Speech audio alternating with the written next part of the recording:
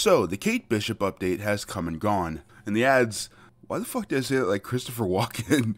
And the ads, I need more cowbell, it rings, oh. And the ads must have struck me in the right way because for the first time in a long time, I've played a significant amount of Marvel's Avengers. Which begs the question, is this game still as disappointing as it was at launch? And does the Kate Bishop update lay the ground for what could possibly be the biggest comeback since Battlefront 2? Well, kind of, and I have no fucking clue. But there is a little more nuance to those answers than you may think. Obviously, if you want to hear my initial opinions on the entire game when it launched for context, you should be able to click the video in the card in the upper right corner. Otherwise, my opinion on this game has changed, especially when it comes to its narrative, which I had tons of complaints about in my original video. I'm not saying that this game is suddenly a perfect piece of art, but I do see it in a whole new light, and that's all thanks to perspective. I'm honestly kind of surprised that it's taken me this long to understand exactly what Marvel's Avengers story really is. And now that I've realized it, it makes a whole lot of sense. For context, the way I look at a comic book video game is the same way that I look at a comic book run,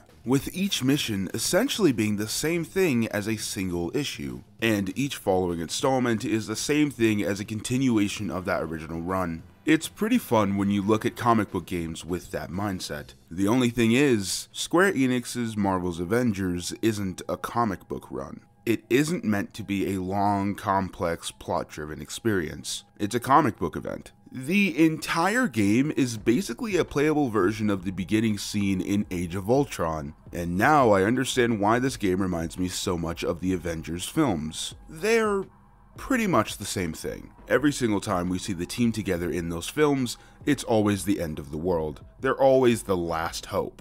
But this worked because these world-ending events were the only chance that we got to look into this universe. It took from 2008 to 2012, consisting of about 2 films per year, for the Avengers to even exist. That is 4 years worth of build-up. The wait may have lessened as these films went on, but the tradition stood. Now, as a casual comic book fan, I get that the MCU still has this problem, but on a lesser scale. Except for the occasional rare short, there are no one-off stories, no gag comics, no super weird inconsequential journeys. There's nothing that's a everyday situation for these characters. But we still get a ridiculous amount of time to know them well, so those big events have even bigger payoffs. So, bringing this knowledge back to the topic at hand, the main Reassemble campaign makes a little more sense with context. This isn't supposed to be a long run with twists and turns and ups and downs like a regular comic book. It's more like a never-ending superhero movie, one that starts very similarly to Endgame with the team scattered all across the world, only for it to end like Age of Ultron, where all of our main heroes are still in their prime as their ranks get bigger and bigger with future updates. The only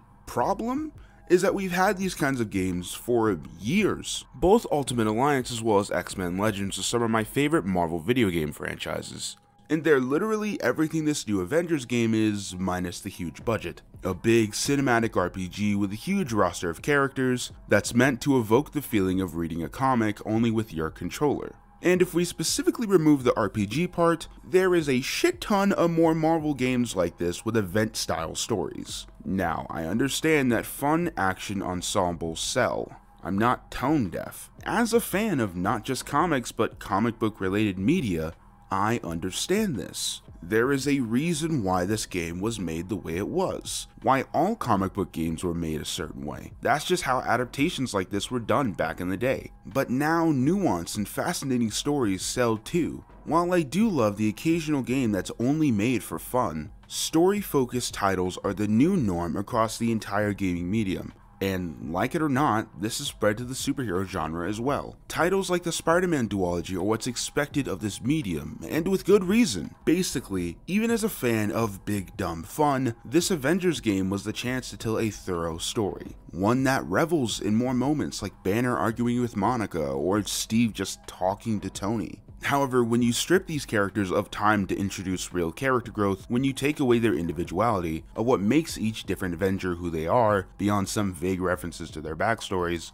they all begin to feel stale. Like they're more of a caricature based on surface level observation rather than a fully fledged character. So to prevent that, you need to give us an actual reason to care. These characters need to feel real, not just for us to stay engaged with a never-ending conflict, but for us to even want to pick up the controller in the first place. And I get the feeling that they're trying to do that to some extent with the friendship and pupilship Kate has with Tony and Clint respectively. Wow, would you look at that, I'm actually on topic for once. It's such a shame that this update was so short. I was hoping for a little more, akin to the beginning of the Reassemble campaign, which felt like an actual story. It honestly felt like extra Warzone's missions with cutscenes added on. That is, except for the ending, which is the level of storytelling that I feel can only work in comics. But somehow I was entirely on board. The sudden introduction of time travel, the hobbled together plan created by Hank Pym, which is a very obvious reference to Scott Lang doing the same thing in Endgame, the introduction of Clint Barton, the nonchalant reveal that Nick Fury is alive, the doubling down on the Kree being the big bad of the entire game,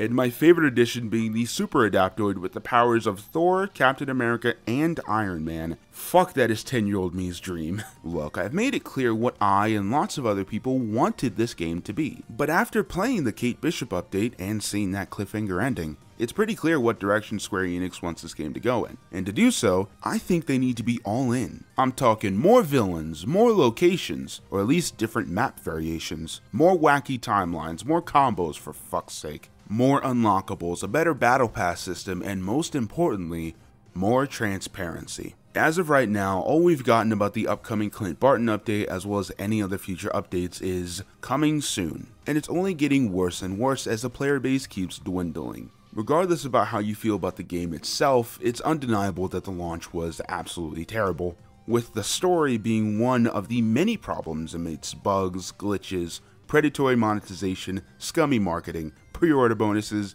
You get my drift. Unfortunately, Marvel's Avengers was just the straw that broke the camel's back for some, myself included. And if Square wants to save any attempt they have of making this game a success, then they shouldn't worry about people like me right now who've dropped Avengers and completely forgotten about it. They need to appeal to their existing player base right now, and then, over time, word of mouth will spread, bringing the rest of the community back. All you have to do is just visit the unofficial Avengers subreddit. As someone who's not a big fan of that website, even I can't help but notice the surprising amount of positivity and hope. These fans are just waiting for something, anything. But there's still a lingering fear of Square just dropping the game, due to no communication as well as dwindling everything. Even though I've been harsh on this game, getting my Captain America to level 50 was a ton of fun, and the thought of being able to web string around that sunny New York map as Spider-Man alongside the Avengers brings me joy. So now, with all that being said, is it worth the money? It's still not worth $60 even with the addition of Kate Bishop, but as the updates keep stacking up and as the price lowers, I do see more and more people giving it a chance. The only thing is, will this save the game?